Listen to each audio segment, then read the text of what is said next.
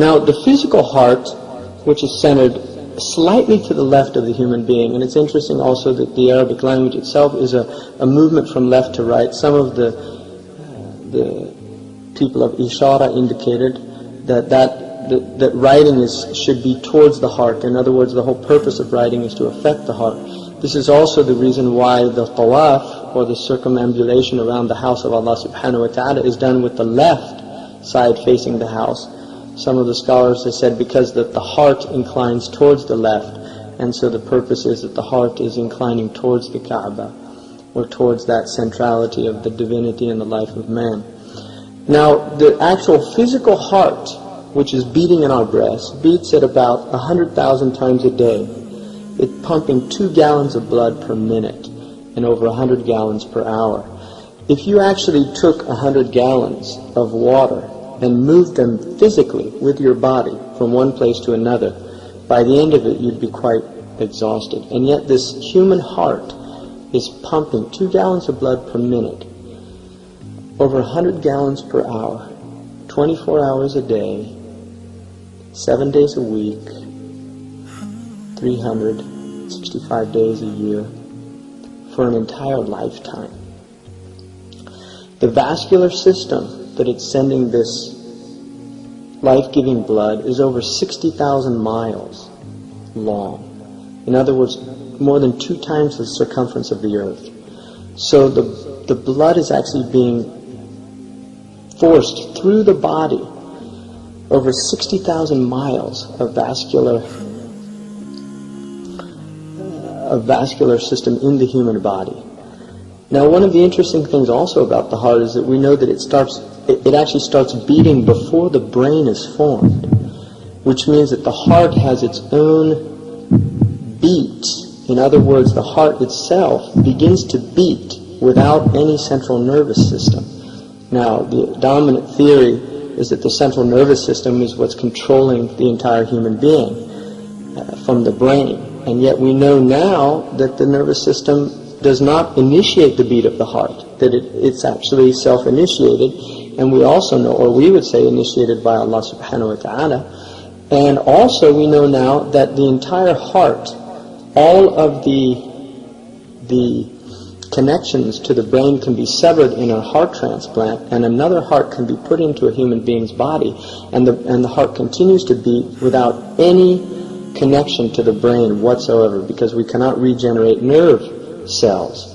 So the fact that the heart itself is not only the center of the human being, but it is not beating because of the brain, because of the central nervous system. Now, another interesting thing about the brain is that the human being, there are many actually people that think that the brain is also the center of consciousness. And yet the Quran very clearly states, لَهُمْ قُلُوبٌ لَا يَفْقَهُونَ بِهَا. They have hearts that they're not able to think with, or they're not able to understand with. And so the understanding from that, according to the Muslims, is that the center of the intellect, the center of human consciousness, is the heart and not the brain itself. And it's only recently that human beings have realized that there are over 40,000 neurons in the heart. In other words, there are actually cells in the heart that are communicating, and there's understood to be a two-way communication between the brain and the heart. In other words, the brain sends the heart messages, but the heart is also sending the brain message. And these things are only recently being discovered. There was a study done by 2 physiologists in the 70s, John and Beatrice Lacey, that found that the brain actually sent messages to the heart, but the heart did not automatically obey the messages. Sometimes it speeded up, and other times it slowed down, indicating that the heart itself has its own type of intelligence.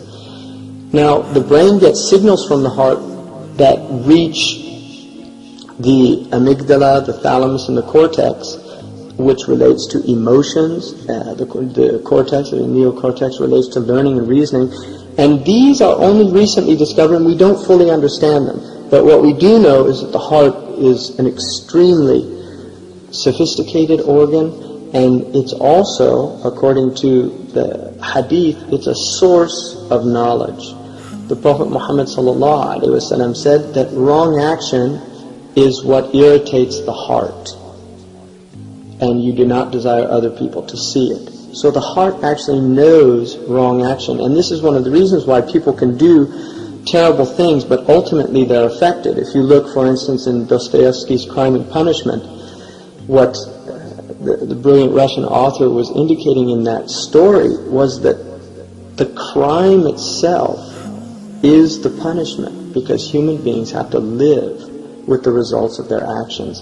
And that the soul, when somebody does a crime, when somebody does something that is against the heart, is against the soul, then that actually affects the human being to the degree that they will go into a state of spiritual agitation, and they will use many, many ways to cover this up. This is what kufr is. It's a covering up.